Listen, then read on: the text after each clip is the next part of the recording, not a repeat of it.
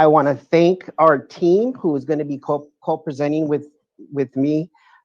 First of all, our Chief Technology Officer, Eric Greenwood, Matt Thomas, our Director of Transportation, Orlando Grego, Director of Food Services, Diana Gaeta, Director of Risk Management, Zoa Cronin, our Director of Maintenance and Operations, and we also have Veronica Medina, our nurse practitioner, who will be on the call for the question part in case you have any questions for her.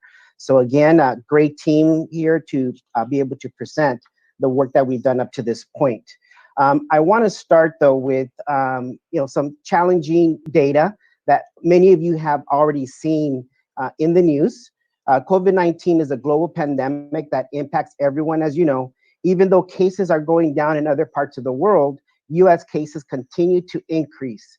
In fact, just yesterday, we had the highest single day of new COVID-19 cases in the US, which was over 50,000. In California, we also are seeing the cases increase as we are in many other states across the country. Recently, the governor also announced that we may have or will have more restrictions to slow down the spread. In Orange County is also seeing an increase in COVID-19 cases. Local officials are meeting regularly to better address the increase of cases. School districts such as the Anaheim Union High School District is participating in meetings with local health officials, community-based organizations, and city officials to create a plan for addressing this crisis and doing our part. As you may imagine, Anaheim is one of the cities that has seen a constant increase in COVID-19 cases. This chart shows Santa Ana and Anaheim as outliers in the county. 2 of the 4 zip codes with the highest number of cases are in our district. I wanted to start with this data to really illustrate the urgency that we must follow local, state, and federal guidelines to not only contain the spread of COVID-19, but to better prepare for the reopening of our schools. With that in mind, the Center for Disease Control, the California Department of Public Health, and the California Department of Education have all issued guidelines for reopening of schools. Even though we know that this information is fluid and changes constantly, the guidance is clear on what we need to do to prevent the spread of COVID-19. Hand washing regularly or use hand sanitizer, maintain social distance of 6 feet, using face coverings, constant cleaning and disinfecting of high-use areas, and health monitoring and screening through temperature checks is constant amongst all local, state, and federal guidelines. It is also important to share that the California Department of Public Health has the most rigorous guidance, which is the guidance that we are following as we move forward with the reopening of our schools in the Anaheim Union High School District. 2 recent studies from Cambridge University and researchers from universities in Texas and California have stated the importance of using face coverings, as you can see from these quotes. In addition to the guidance from the California Department of Public Health, this research validates our recommendation to make face coverings required for staff and students when we reopen schools on August the 12th. I want to thank, and Mr. Gordon referred to our task force, so thank you for being part of that. I want to thank the 54 members of the Opening of Schools Task Force who have been meeting since April the 23rd and will continue to meet until the start of school. Included in this representative group of stakeholders are the presidents of ASTA, CSEA, and AFSCME. This is a volunteer group with a high interest in ensuring the health and safety of our students and our staff. I wanted to share the timeline for the reopening of schools. We started with establishing our Opening of School Task Force fairly quickly after the closure of schools in California on March the 16th. At that point, we believed that regardless of the current guidance, we needed to prepare for an uncertain return to school. We constantly followed local, state, federal, and international reports to better understand the pandemic. We quickly became students of the pandemic. News reports kept us up to date, yet information was mixed and official guidance was slow to be released. In early June, we received federal and state guidance that aligned to the planning that we were currently undertaking as part of our reopening of schools. We also began to complete risk assessments, which you will hear about in the presentation given by Diana Gaeta. These risk assessments were the beginning of the preparation for reopening our schools. We will now be developing district and school level protocols to ensure a safe reopening of schools. The protocols include awareness and training of all of our stakeholders. We will continue to work closely with local health officials until the reopening of schools on August the 12th. It is important to note that even though we have a plan, we may need to pivot based on what may be the current reality at the time. Because of our planning and the work of the task force, we will be ready to move in the most appropriate direction. Our guiding principles include the following: federal and state and county health guidelines, as I've mentioned, maintain an inclusive, caring, and supporting school culture, establishing systems and protocols, and timely communication and transparency. We also have appreciated the relationship we have with the Orange County Department of Education and the Orange County Healthcare Agency, which we meet with regularly. To illustrate, this illustration also demonstrates the path to reopening of schools. This summer, we will prepare our facilities, train our staff, and plan the onboarding of the stakeholders. We will ensure our schedules and protocols are ready to be implemented. Our teachers and administrators in particular will receive additional training on online instruction and trauma-informed practices. Upon returning to school, our stakeholders will be trained on our safety protocols and instructional model. In addition, each student and staff member will receive a planner with information on the guidance and schedules. This planner will serve as a reference point and awareness for maintaining safe and orderly environment. The Opening of Schools Task Force focused on the following areas: instruction, facilities and operations, systems and structures, health and safety, and mental health. During each meeting, we divided into groups based on these areas of focus. This allowed us to be in smaller group discussions, as well as focus more intentionally on each of these areas. After much deliberation and conversation, we would like to recommend the following options for reopening of schools. First, full in-person instruction, or a full in-person instructional model. In this model, Anaheim Union High School District schools will resume traditional in-person classes with flexibility to quickly pivot to distance learning in the event of a reassurance of COVID-19. AUHSD will work closely with the local, state, and federal health officials' guidance for reopening of schools. That is option one. Option two is full distance learning instructional model. In this model, Anaheim Union High School District would maintain all learning experiences and services online, working with local, state, and federal health officials' guidelines. AUHSD will be prepared to transition to the blended hybrid or to a full in-person instruction, depending on that guidance. And option three is the blended hybrid instructional model. In this model, Anaheim Union High School District classes would be both in-person and online, allowing for social distancing and following local, state, and federal health officials' guidelines. A blended hybrid instructional model will allow Anaheim Union High School District schools to smoothly transition to a full in-person or full distance learning model, depending on local, state, and federal health officials' guidelines. Keep in mind that if a family chooses to keep their student completely on a viral schedule, regardless of any of these options, our new Cambridge Virtual Academy is now available for any family. We have hired excellent teachers from within our schools to teach at the Cambridge Virtual Academy.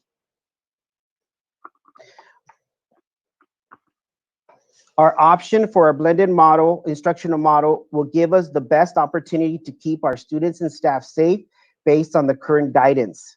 It will allow for each school to be divided by 1/3 each day for in-person instruction. This number of students is ideal for keeping social distance in and out of classroom.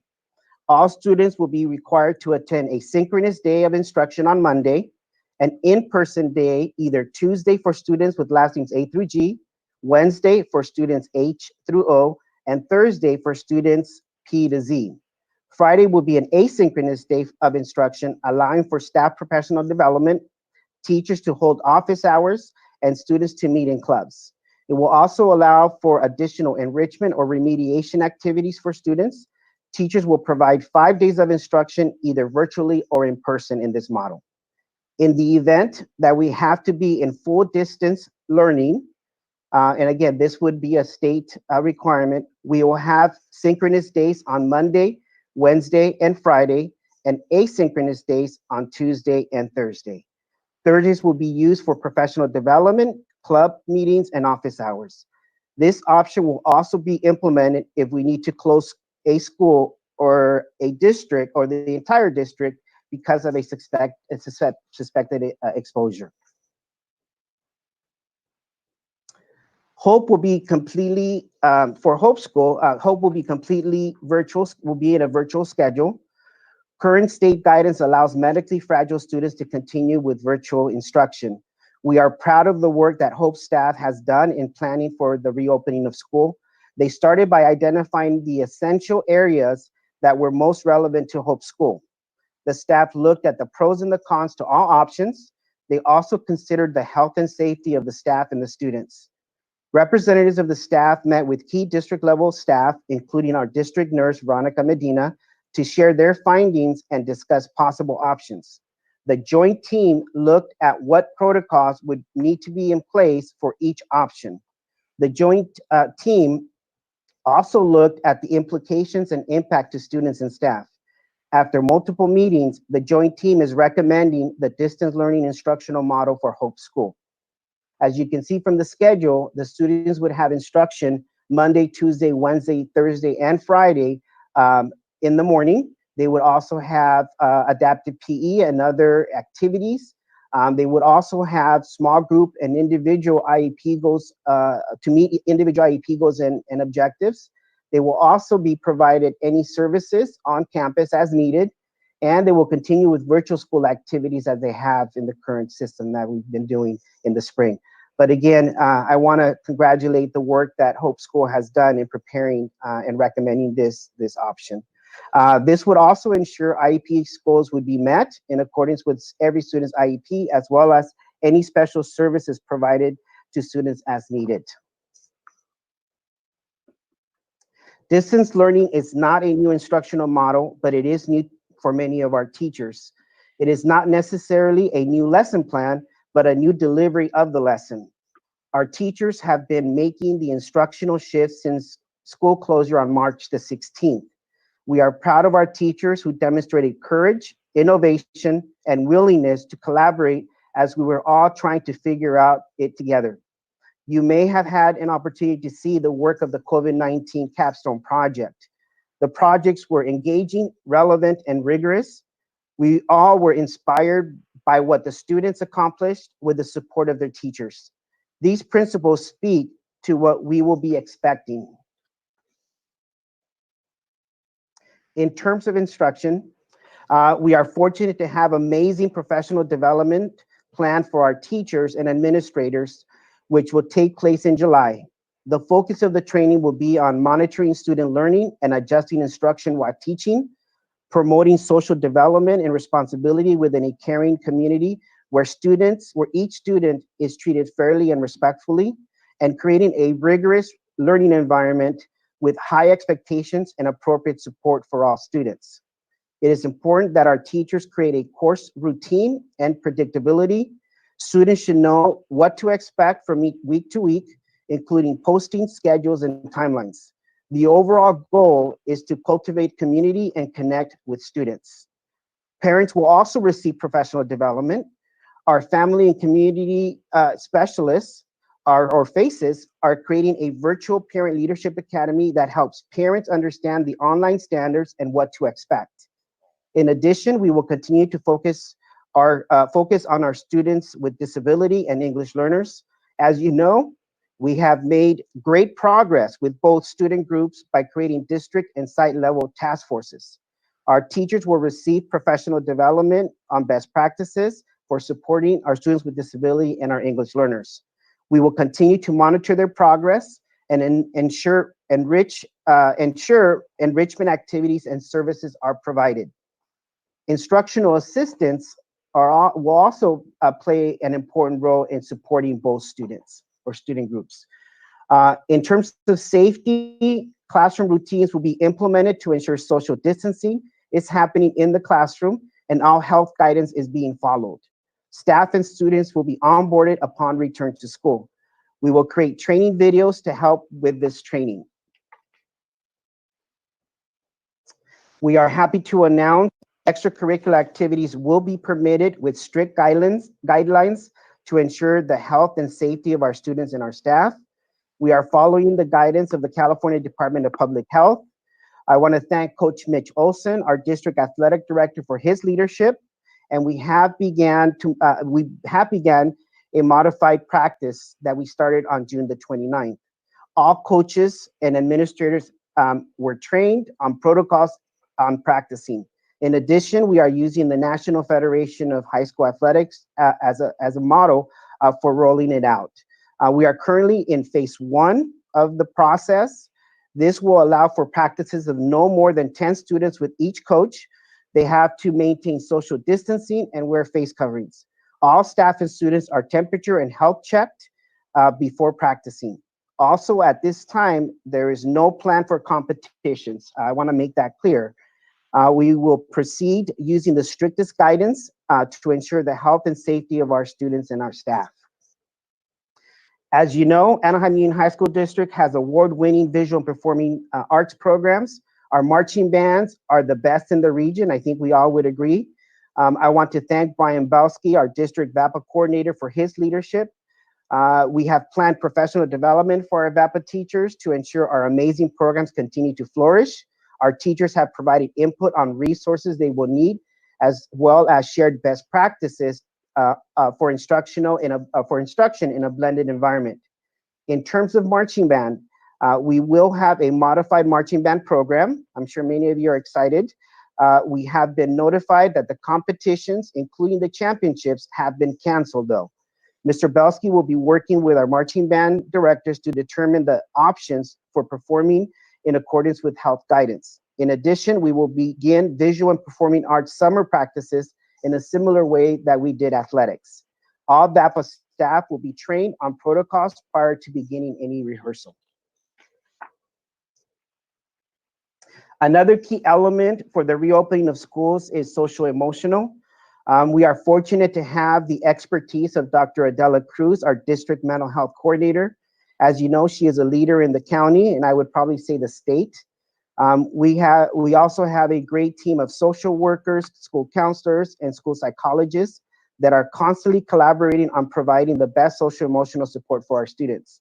Dr. Cruz and her team will be training our teachers, support staff, and administrators on trauma-informed and responsive leadership, trauma-informed and responsive practitioner, and trauma-informed and responsive educator. Embedded in the training are evidence-based practices and interventions, as well as classroom strategies and social emotional learning. As you can see, our staff is receiving extensive professional development in preparation for the reopening of schools. We are also preparing for the implementation of procedures and protocols in accordance with local, state, and federal guidance. Our schools will begin to create procedures for entering and exiting school, as well as passing period and lunch supervision. We will provide the necessary training and determine the staff that will be needed to ensure students are social distancing. Proper labeling on floors will help staff monitor social distancing throughout all campuses. We met with our principals just yesterday to begin the process for developing each school's logistical plans. At this time, I would like to turn it over to Eric Greenwood, our Chief Technology Officer, to share our plan for technology. Eric? Thank you, Mr. Colon. Good morning, Board of Trustees and Cabinet. I have 4 areas I quickly want to share with you. When we closed schools in mid-March, we started getting technology ready, and I know we shared at a previous board meeting that We had more than 50 opportunities where we got 7,000 Chromebooks and 2,000 hotspots. Since then, the majority of those devices have stayed with students. We only collected from seniors about 337 Chromebooks and about 87 hotspots. We have had an open policy in terms of if a student needs a device replaced, we have done that, and we would coordinate with Diana Gaeta to set up a time where we can safely have the device returned and safely provide a device back to the student. We've done that about 100 times since the beginning of device distribution. Over the summer, we've distributed about an additional 40 devices, as recent as we're doing 10 today for Gear Up. We received an additional 700 hotspots at no cost, thanks to the 1 million project, which the board approved, I believe, in June, the updates where junior high students are able to participate in the program. So we are getting those devices ready and getting messaging ready to go out to parents of incoming 7th graders to distribute the week of July 20th.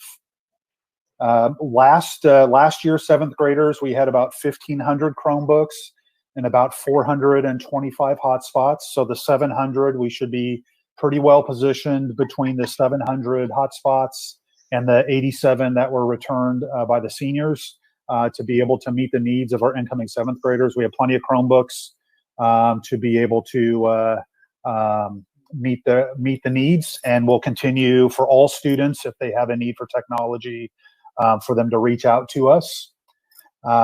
We have orders in place with our technology refresh from last year and this year to replace about 7,000 Chromebooks, over 700 laptops.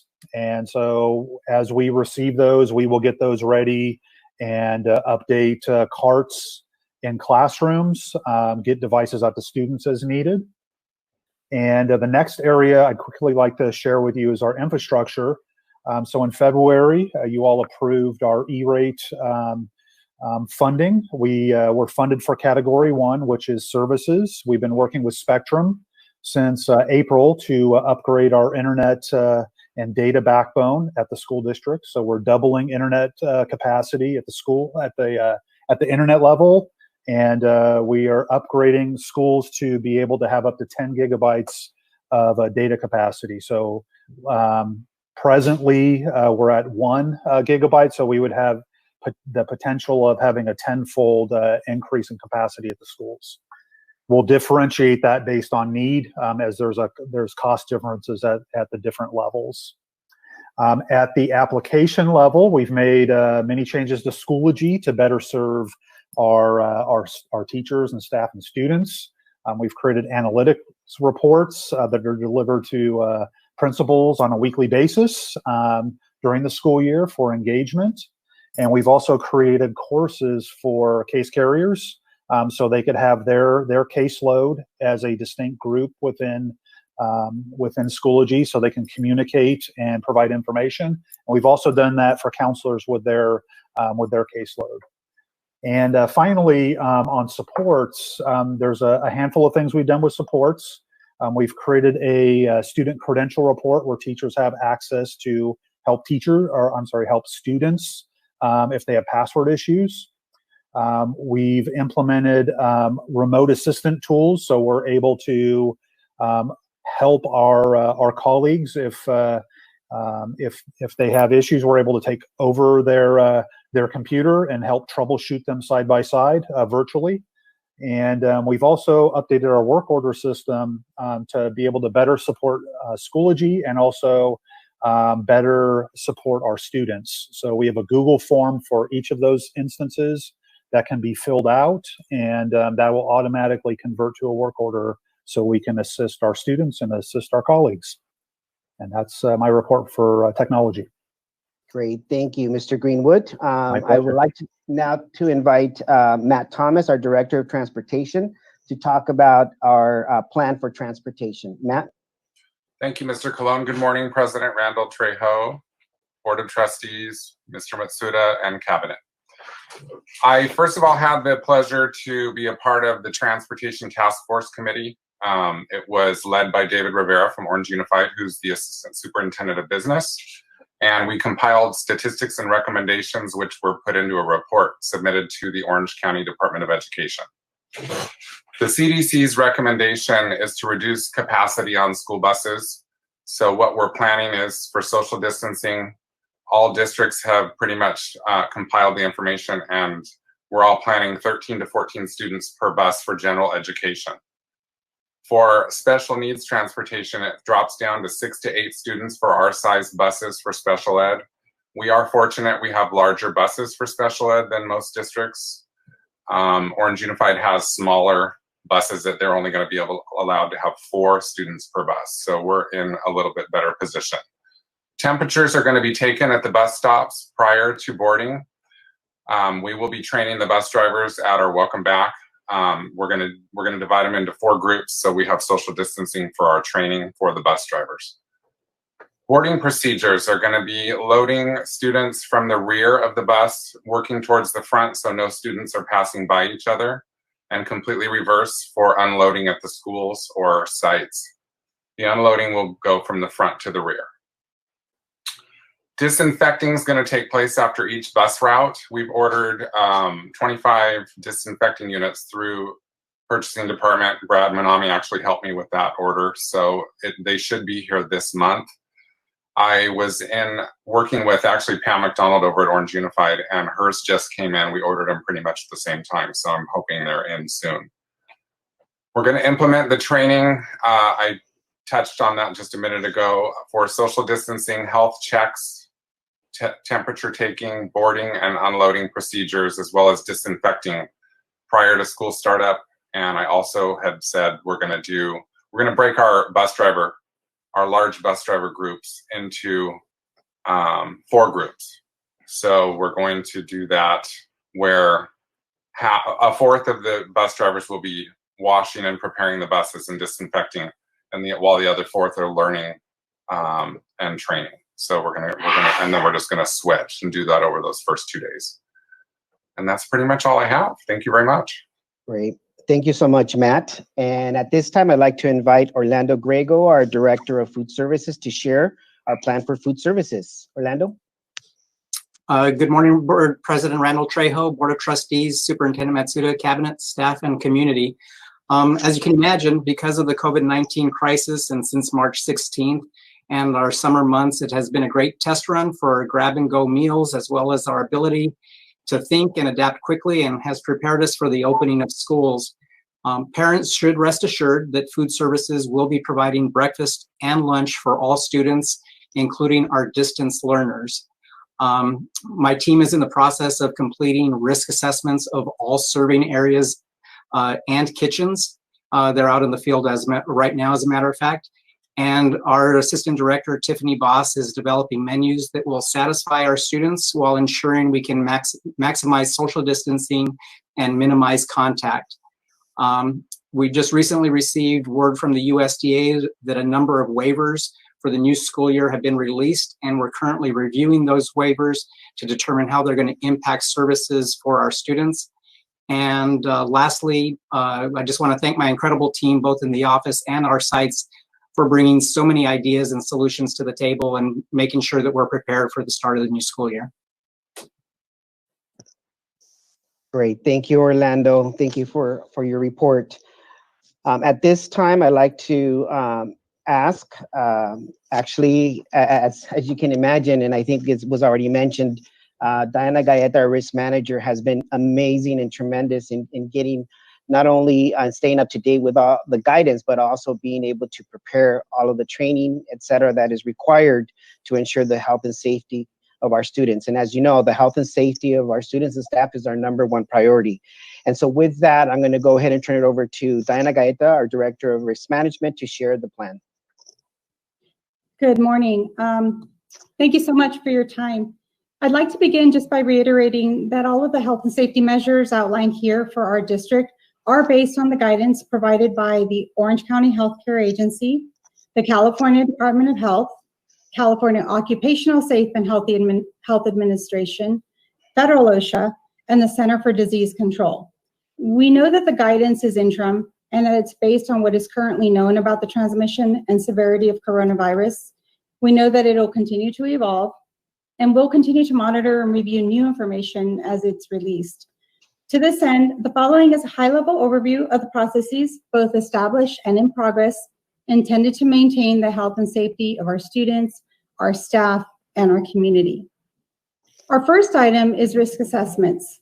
A risk assessment is a tool that organizations can use to identify measures that can be taken to reduce a hazard in the workplace. In our current situation, the hazard is COVID-19.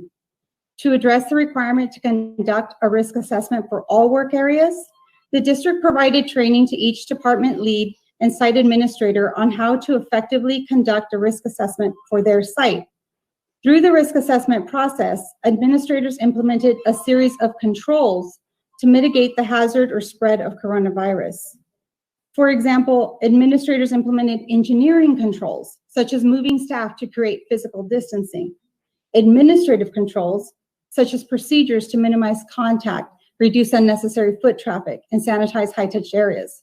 And finally, where appropriate, apply personal protective equipment, such as sneeze guards and access to gloves for public-facing employees.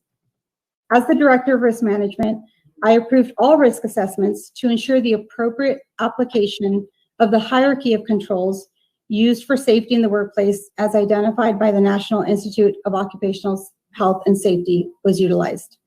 The risk assessments will be incorporated into the required written site-specific protection plan, along with the other required provisions, most of which we'll outline here. Our second item is physical distancing.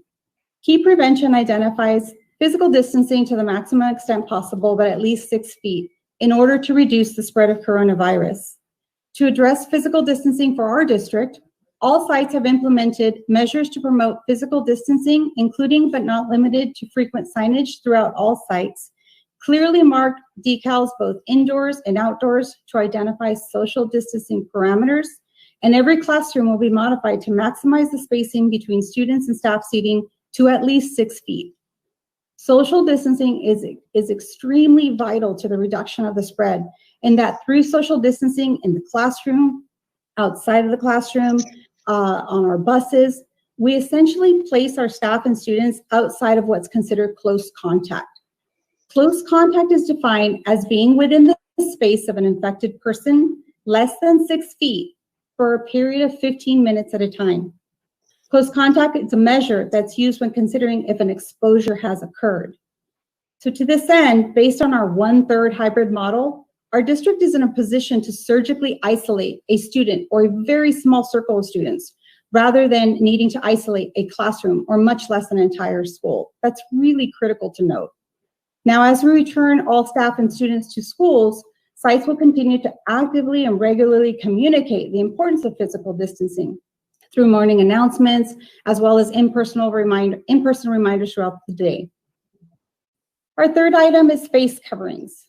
The guidance identifies the people who are infected but asymptomatic or pre-symptomatic play an important part in community spread. The use of face coverings limits the release of infected droplets when talking, coughing, and/or sneezing. Per the guidance, the district will continue to require the use of face coverings for all students, staff, and essential visitors when interacting in person with others, when working in any space where food is prepared, walking in common areas, and any rooms where social distancing is not possible, which should be very limited. Accommodations in the form of an alternative face covering will be provided for all individuals with a medical condition, who are hearing impaired, or staff students who are providing or receiving services or instructions that require the lips to be seen, as well as any other individuals who require an exemption as identified by the health experts. Health screenings. As of mid-May, the district has conducted health screenings of all staff authorized to report to sites, including the district office. To address the requirement of a health screening process, the district developed a health screening training program and has provided this training to over 200 staff members now on how to conduct a health screening, which includes symptom screening as well as temperature checks. The training includes a review of the symptoms handout, which outlines what symptoms should be reported, completion of a screening log, education on the confidentiality that is needed to be taken place, and a review of the document that is to be provided in the event someone is returned home. As we return to school, the district will train the necessary staff to conduct health screenings of every staff, student, and essential visitor on a daily basis. Training for staff and students. As required by the guidance, the district developed a training module for staff that addresses all of the required components to educate every staff member in the areas of enhanced sanitation practices, the importance of physical distancing, the proper use, removal, and washing of a cloth face covering, self-screening practices, information related to COVID-19, vulnerable populations, and information related to the expanded staff leaves now available under the Families First Coronavirus Response Act. In addition, the district is currently working on a similar training that will be provided to all students at the start of the school year. Again, sites will continue to actively and regularly communicate the components included in both the staff and the student trainings. And finally, and almost most importantly, protocols for suspected COVID exposures. So in an effort to be proactive in the identification of positive cases, the district created a procedure to report all possible exposures to the Risk Management Office during school dismissals. Reports of staff who are returned home via the health screening process, or staff members who call in sick because they've been in close contact with someone who has tested positive with COVID-19, are expeditiously contacted and asked a series of questions to identify the necessary information in order to impart recommended next steps and to isolate any other exposures within the district. In conjunction with the Orange County Healthcare Agency, and in most cases a personal physician, staff makes the necessary communication to any affected AUHSD staff member. The contact process includes continued monitoring of the individual for follow-up with their physician, testing referrals, testing locations, symptoms if any, test results, approvals to return to work, and in coordination with HR for appropriate leaves of application of leaves upon the return. Pursuant to the CDC, generally speaking, symptom-based or diagnosed individuals may end isolation after 3 days without the use of fever-reducing medication, and when respiratory symptoms have improved, such as cough or shortness of breath, and after 10 days since the symptoms first appeared. Individuals who've been in close contact with someone diagnosed with COVID-19 and who feel healthy and who are not tested shall remain home for 14 days after the last exposure. Now, as we prepare for the return of staff and students, the district will expand this contact tracing process to the Classified Human Resources Department for extended support. And in addition, to support our community further, the district has partnered with Latino Health Access and its promotoras for community education and support. So based on the fact that the Anaheim Union High School District is placing the health and safety of its staff and students and community as a top priority, we will be successful in reducing the spread of coronavirus and effective in minimizing the disruption of instruction. The 1/3 hybrid model allows the district to effectively implement all of the protective measures outlined here, and most importantly, social distancing, which will drastically reduce the close contact factor. This places our staff and students in a highly protected school setting, which would not be possible in any other model that returns more than 1/3 of our student population. Thank you so much for your continued effort. That ends my presentation. Thank you, Diana. Appreciate it. You may also have many questions about facilities and operations. And at this time, I would like to invite Zora Cronin, Director of Maintenance and Operations, to share our plan for cleaning and sanitizing. Thank you, Manuel. Good morning, Board of Trustees, Superintendent Matsuda, and Cabinet members. I am actually happy to share with you that with the collaboration of our Purchasing Director, Brad Manami, and I, we have looked at several plans and several equipments. So in this slide, I'm going to share with you the protocol that we are putting together to disinfecting our sites And then in the next slide, I'm going to share with you the equipment and products that we will be utilizing. So to successfully disinfect our sites, we're going to be performing this task based on 2 levels. The first level would be done during the day, which will necessitate the disinfecting of the common areas and the high-touch areas throughout the clock. This need of the around-the-clock disinfecting is because the disinfecting products have what we call the dwell time, which is the shortest is 2 minutes. It kills what's already has been contaminated, but it doesn't provide future protection. So unlike, let's say, for instance, we have some of the sprays for mosquitoes, which can actually last for a week or 2. The disinfecting for the virus, it only kills what's already in there, but it doesn't protect from disinfecting the areas in the next minute or 2. So the daily disinfecting protocol will be done around the clock. It will be done into the common areas and the high-touch areas by maintenance staff, which would include doorknobs, handrails, quad areas. Let's say if there are walls that would know that may be touched, we would also include those. And also would include restrooms as well on a regular basis. So this is disinfecting, but there's also another layer to us disinfecting today, and that is cleaning and disinfecting the restrooms. The restrooms would be cleaned before the lunch area and after, and also disinfected. So that's the during the day level, but then we also are going to have another plan, which is we'll be adding the disinfecting to all classrooms. And my apologies in my echo would be to all the classrooms and the common areas, the bathrooms, and basically the entire site, to add to the routine cleaning for the night custodians.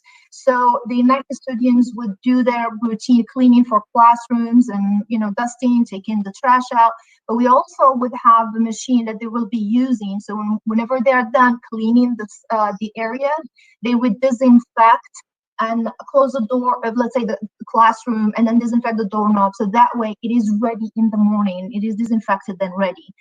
So these are the 2 levels of disinfecting: the round-the-clock disinfecting today, and then adding the disinfecting level at the end of part of the nightly custodial routine.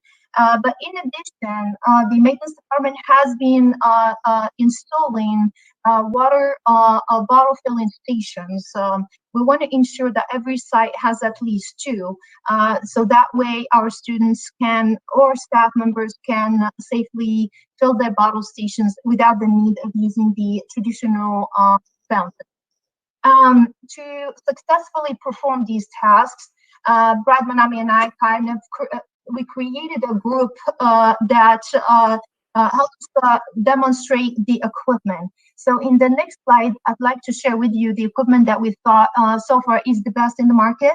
And I'd like to know these equipment and products are so in demand, so they're flying off the shelves. So I'd like to thank Brad Manami for actually securing quantities of these that we need. The first machine is the red one. It is a misting machine, and there's a difference between the spraying and the misting. The misting allows us to apply a thin application on surfaces without wetting them, and that would allow the product to actually set in and kill if there's any virus. This red machine will be used by our night custodians. It has about 10-gallon capacity for the mixing product. And it can spray all classrooms, all surfaces, all areas. As they are done cleaning the areas, they can disinfect. The next product is what is the a backpack misting machine. So the backpack will be utilized by the day staff member who is going to be disinfecting the common areas around the clock. We thought having the red machine might be a bit cumbersome. It might create cords where they can be stepping hazard, for instance. So with the backpack, it'd be more efficient to, and the backpack has a gun, and it has a spraying gun, a misting gun, and a battery, so they can quickly and actively spray the common areas and do that around the clock again. And as I mentioned, we will be also cleaning and disinfecting our bathrooms. To perform so in a safe way, we have the picture in the bottom. It shows a bathroom caddy or restroom caddy. It eliminates the tools, let's say a mop or fiber cloth. There's no cross-contamination between one bathroom or another.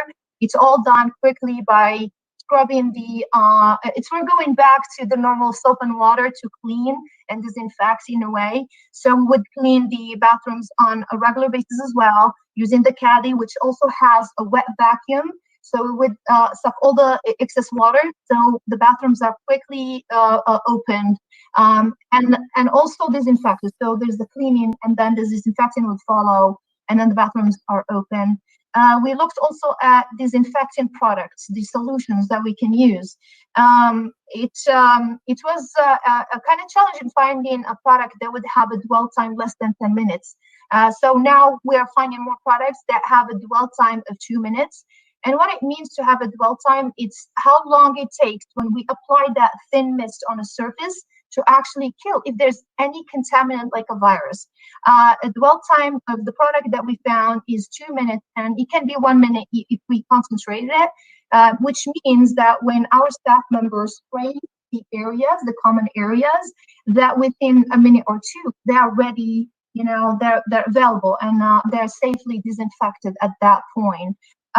So these are our kind of plans to disinfect and make sure that also our facilities and buildings are safe. And that's all I have. Great. Thank you, Zora. I really appreciate the report. As you can see, a lot of work has been done, and we have more to do to prepare for the reopening of schools. We have an amazing team, and I'm confident we will be ready. I would like to share some updates and next steps. The Orange County Healthcare Agency has released a school reopening checklist that has to be completed, signed by the principal of the school, and posted before any school can be open. We are confident that we have and will meet all the requirements for each of our schools as listed on the checklist. We will work with each principal to complete this task. Also, the California Department of Education recently announced that all districts will need to complete a learning continuity and attendance plan. We received a preview this week and will get a template on August the 1st. We will be expected to submit this plan by September the 30th, 2020. This plan will be in lieu of the LCAP, which many of you are very familiar with. What this means is that we will need to create this plan with stakeholder input, similar to our LCAP stakeholder engagement process, and consult with key groups such as our associations and our parent groups. We are confident that we have all the components to successfully complete this plan. And finally, we have sent out surveys to our parents, and we'll be sending out a survey to our staff to collect input on how they are feeling about returning to school. We will provide a report to the board at the next board meeting. Again, thank you for your time, and we can now open it up for questions.